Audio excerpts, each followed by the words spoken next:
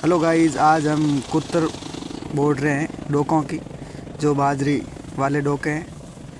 और दोस्तों, ज़बरदस्त मशीन बहुत अच्छी है, क्योंकि इतना भी ज़ोर ज़ोर दे रहे हैं तभी काट रही है आगे दोस्तों।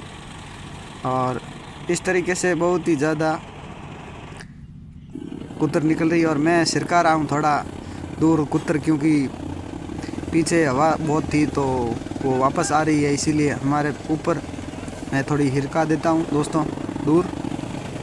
इस तरीके से फिर बाद में दोस्तों काका जी और पापा जी और मेरे भाई साहब जी कान जी दे रहे हैं। और उसके बाद में